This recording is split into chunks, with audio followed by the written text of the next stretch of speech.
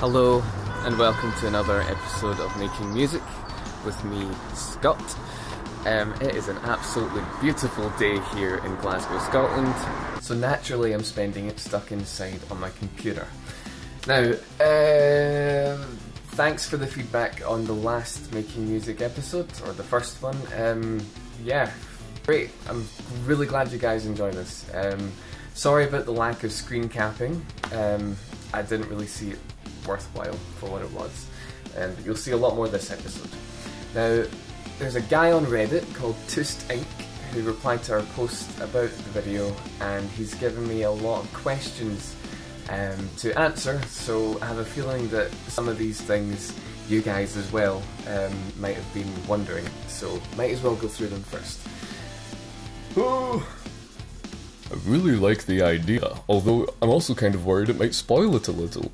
Maybe if the music is going to change anyway, leaving that out to be kept as a surprise is an idea?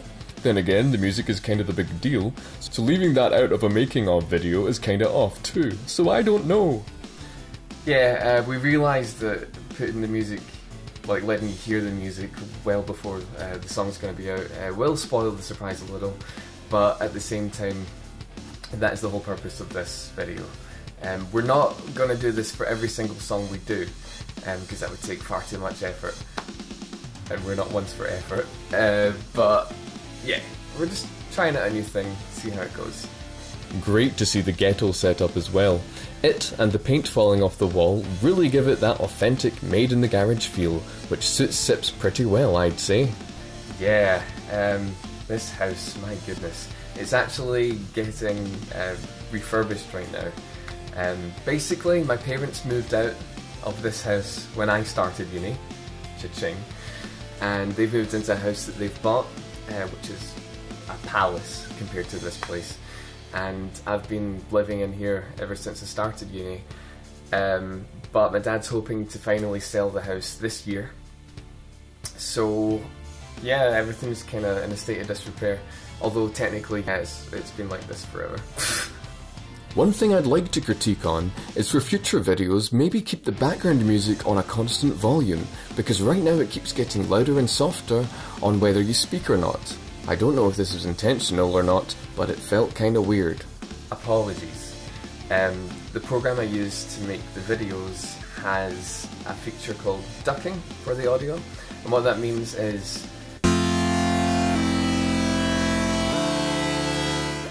if you put ducking on one audio track, whenever it goes quiet, the other ones boost up, and whenever it's loud, the other ones come back down. I used that because I thought, especially for the songs in the background that you've never heard before, you might like to hear it that little bit better for a split second.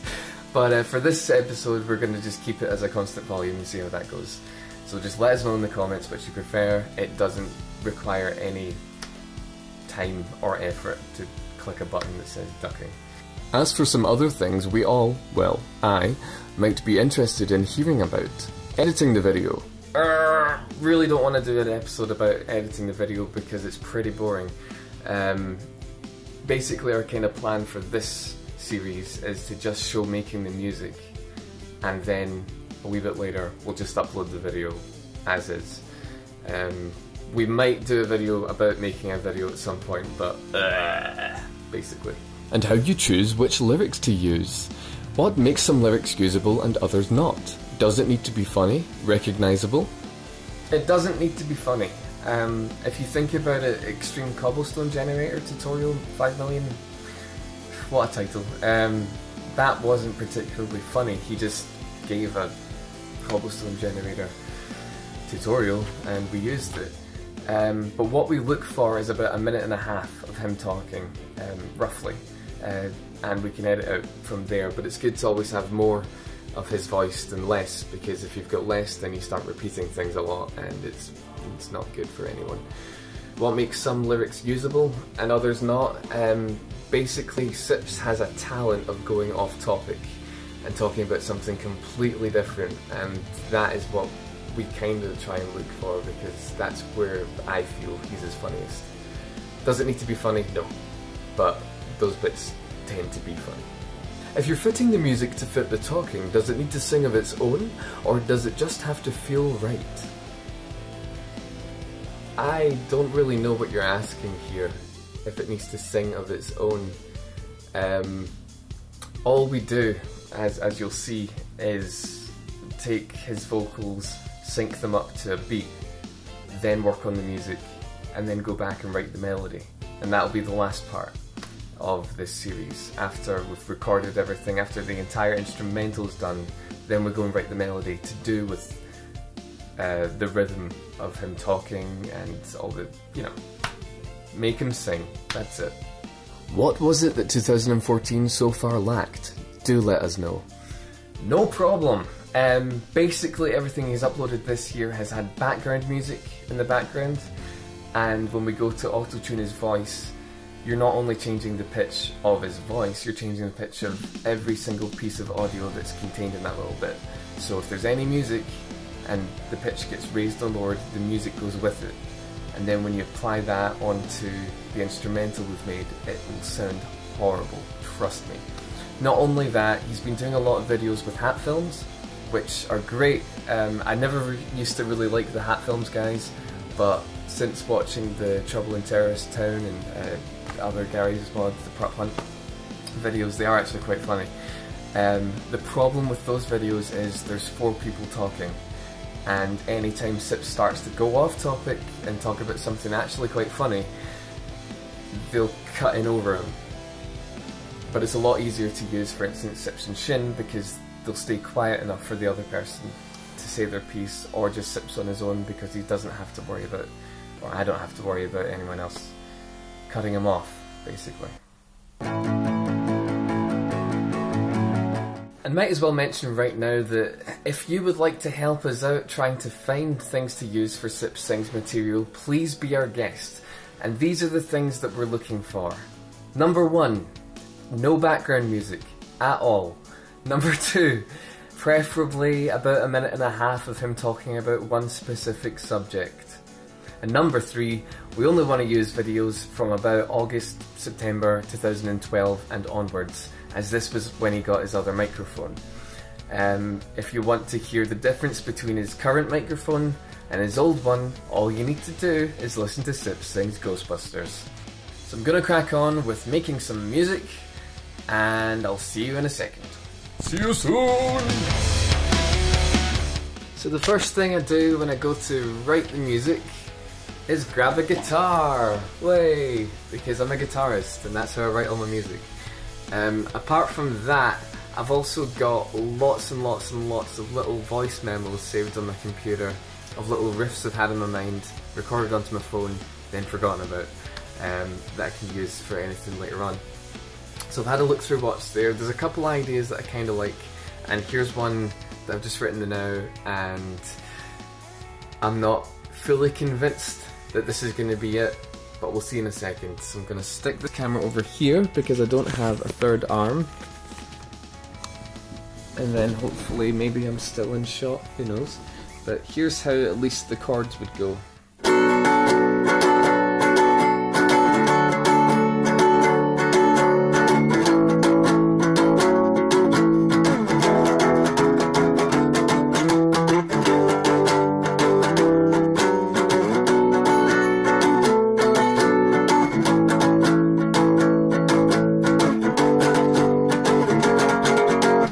Something like that. Is it too long? I don't know. It would fit the entire chorus perfectly, but it's just not got that you know, that Anyway, I'm gonna have to leave soon because my other band, The Icons, has a gig, so I'll be back later on. Hello, I've still not left the house. I think I've came up with a better riff than what I just played to you, so without any further ado, Wolverine have some sips there. Somebody was alerted to this fact. By the fact that Wolverines are very loud and they think it got them quite heavy as well.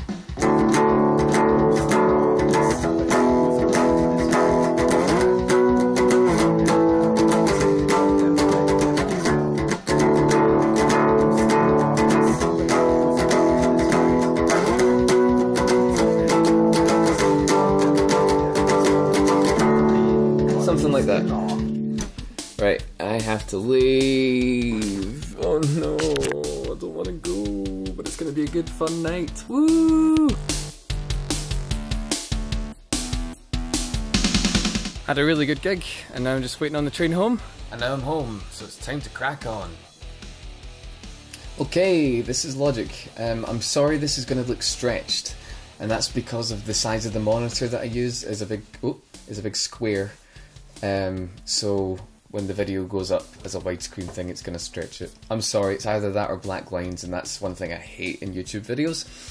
Okay, so I've done a little thing which I've never done before for a Sips Sings. The tempo was originally at 150, which when I was playing guitar along to it was so ridiculously fast.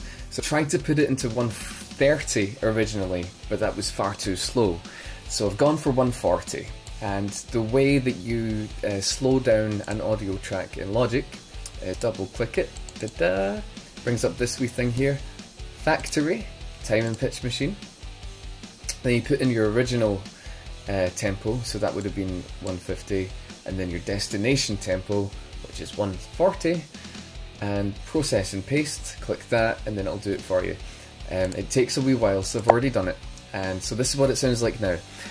Now you're going to notice the audio does sound different. It'll sound like there's two sips, it'll sound like there's two of the narrators going on at the same time sometimes. That's just the nature of what happens when you slow things down. I don't think it's going to detract from the song, because if anything it'll just sound like there's two of them singing, and people double up vocals all the time. So hopefully it won't make any problems for us. But here it is. Not the whole thing, just let you hear what it sounds like. You know what, Stanley? I say forget the adventure line. What's it ever done for us? We're intelligent people, right? Why can't we make up our own story? Yeah. Okay, I'm gonna skip it forward to the chorus or something else, because that's pretty boring. A Wolverine got loose in the office. Somebody was alerted to this fact by the fact that Wolverines are very loud, and they think to goddamn high heaven as well. So there we go. To be honest, actually, it's a pretty decent effect, because it now sounds like there is two of them singing the chorus, and that's as an audio engineer, you want to have doubled up vocals in parts. The only problem is I'm not going to be able to control when it happens, so we'll see how it goes. How it goes, right? See you soon. Okay, so I've started to program the drums. This is what they look like here. If you're a drummer, then you'll notice the patterns here, because they look a lot like sheet music for drums.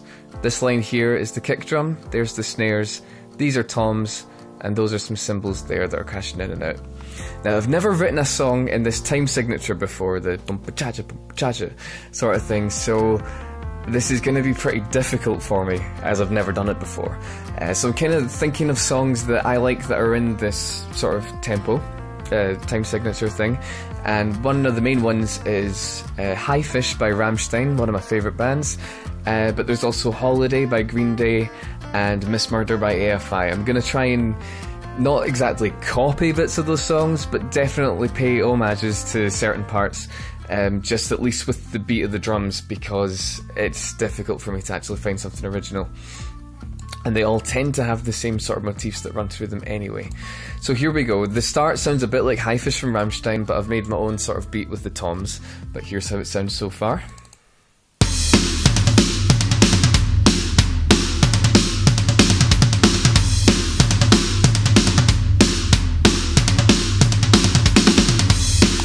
And that goes on for another section.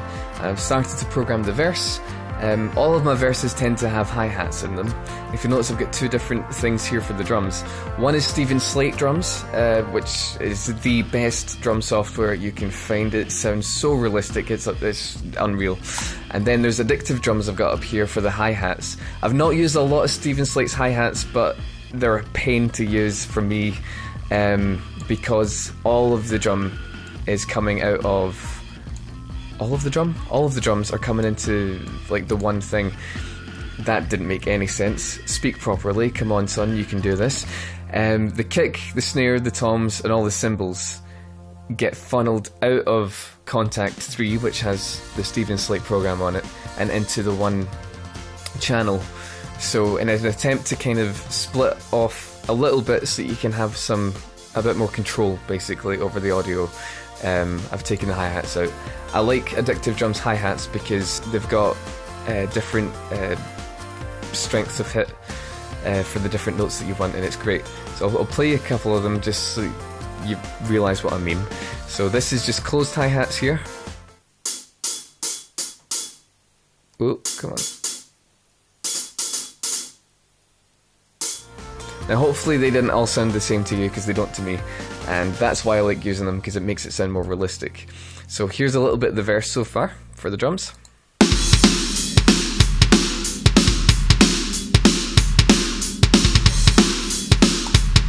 So on and so forth.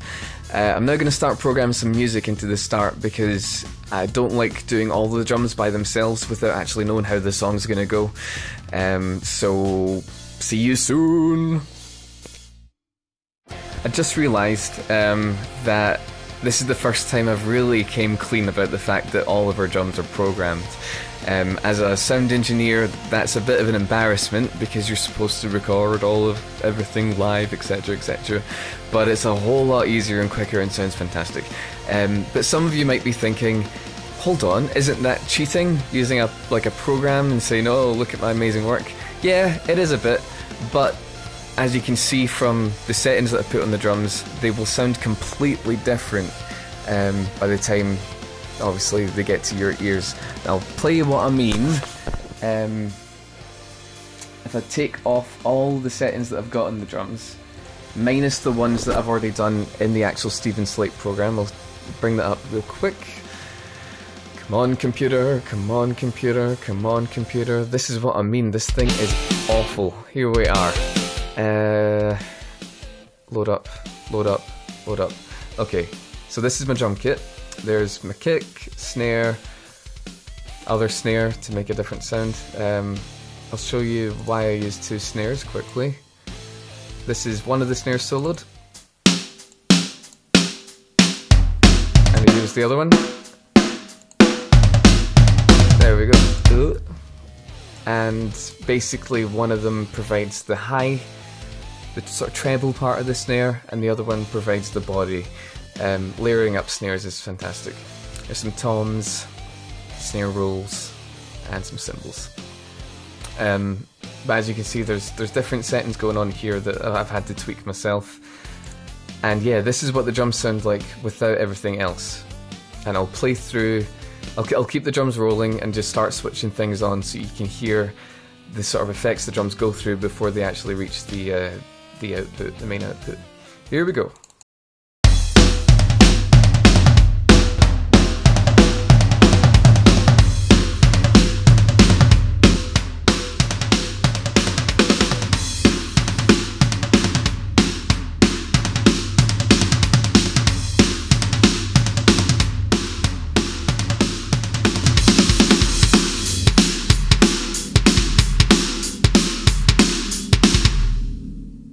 So that's how I make my drum sound. I'm not going to go through all of these things with you. That's my trade secret. I don't want to be out of a job here. I don't want people making their own ones that sound just like the ones I do. So there you go. If you want to do these sort of sip-sing songs, by all means, go for it. It's loads of fun.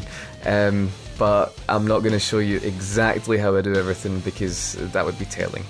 Okay, on with the next part of the song. I'm having serious block right now. I hate it. I've been playing my guitar for about an hour, and I just can't really come up with anything. It's the time signature. Anything I try and write, to me, just sounds really cheesy and like sort of country, and no, I do not want that. So what I'm going to do is, because it's already 2 in the morning, I'm just going to call it there and just think about it. Come back to it tomorrow.